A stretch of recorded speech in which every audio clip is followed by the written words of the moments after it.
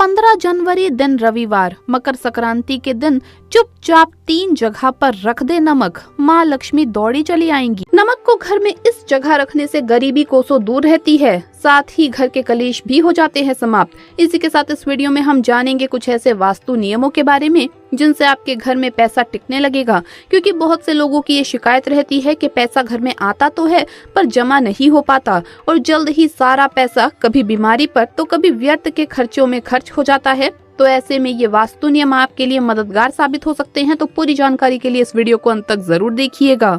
नमस्कार दोस्तों, स्वागत है आप सभी का एक बार फिर से। दोस्तों सच्ची श्रद्धा से कमेंट्स में जरूर लिखे हर हर महादेव। दोस्तों मनुष्य के जीवन की हर बात में संतुलन होना क्यों महत्वपूर्ण है, ये हमें नमक से सीखना चाहिए। जी हाँ दोस्तों, नमक से हम संतुलित जीवन का पाठ पढ़ सकते हैं। जैसे हमारे खाने में नमक का क्या महत्व है, ये तो हम सभी भली भांति जानते हैं और ये भी जानते हैं कि खाने में सही मात्रा में ही नमक डाला जाए तो ही खाने में स्वाद आता है। खाने में जरूरत से कम या जरूरत से ज्यादा नमक हो तो ये खाने का स्वाद खराब ही कर देता है। इसके साथ ही स्वास्थ्य की दृष्टि से भी हानिकारक होता है। इसी तरह हमारे जीवन में भी किसी महत्वपूर्ण वस्तु की कमी या अधिकता भी कोई सुख नहीं ला सकती, बल्कि दोनों ही एक तरह से हानिकारक होती है। यदि विज्ञान की बात करें तो नमक की सही मात्रा हमारे शरीर की हर गतिविधि के लिए आवश्यक है। हमारे दिमाग के स्वास्थ्य के लिए भी नमक अत्यंत आवश्यक है।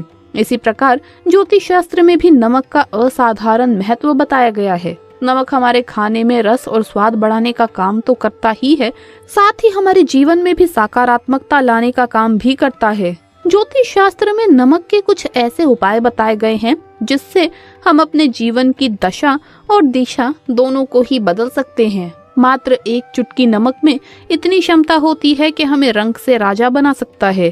दोस्तों आज हम नमक के उन महत्वपूर्ण उपायों के विषय में जानेंगे जिनका प्राचीन काल से ही कई घरों में प्रतिदिन पालन किया जाता है, लेकिन हम में से कई लोग अभी भी उन बातों से अनजान है।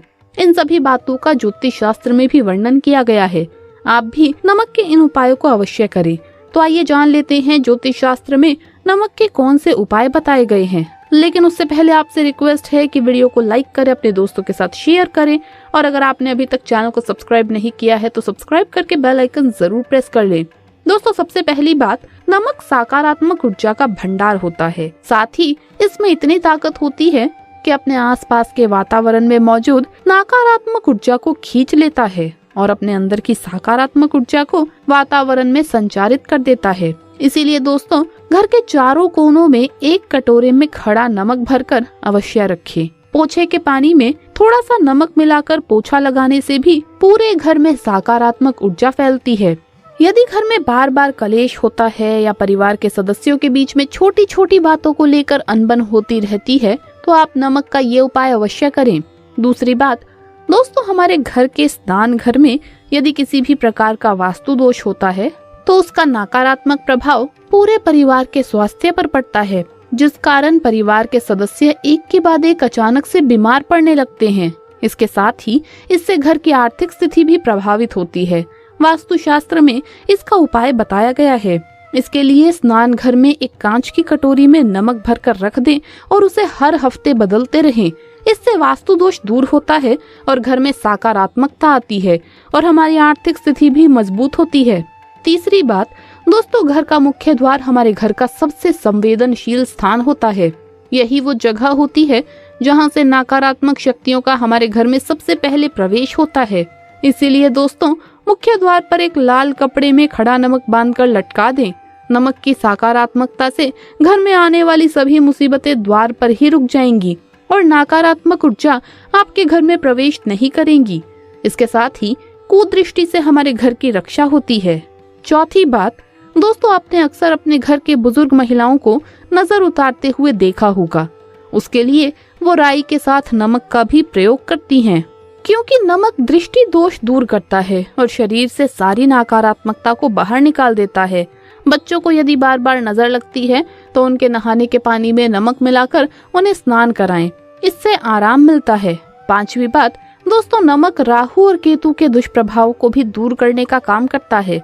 रात में सोने से पहले गुनगुने पानी में नमक मिलाकर उससे हाथ मुंह धोकर सोएं तो सारी बुरी शक्तियां जो रात में सक्रिय होती है वो आपसे दूर रहती हैं और आपको स्वप्न दोष से भी मुक्ति मिलती है।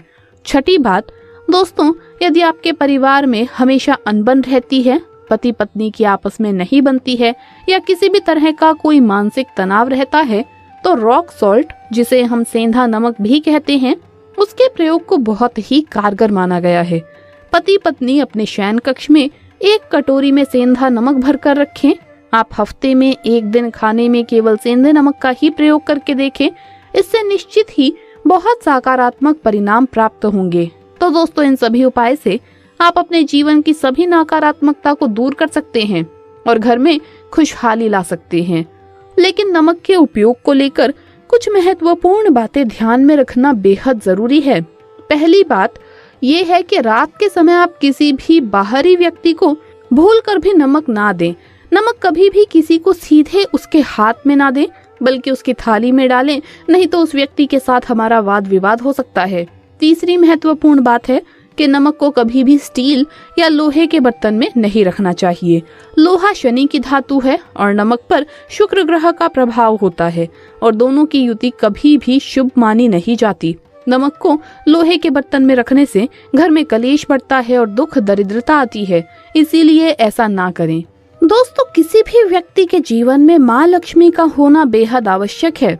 कई घरों में पाया जाता है कि उनके घर में धन की कोई कमी ना होते हुए भी घर से कलेश दूर ही नहीं होता, घर में खुशी नहीं रहती।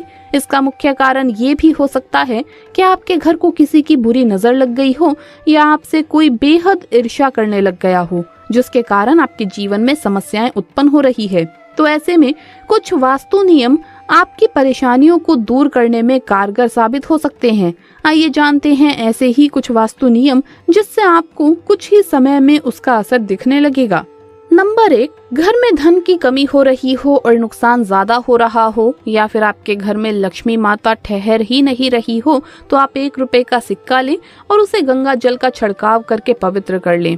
इसके बाद उसे ले जाकर आपके घर की तुलसी में या तुलसी के गमले की मिट्टी में डाल दीजिए और रोज संध्या के वक्त तुलसी पर दीपक लगाकर माँ लक्ष्मी से प्रार्थना करें।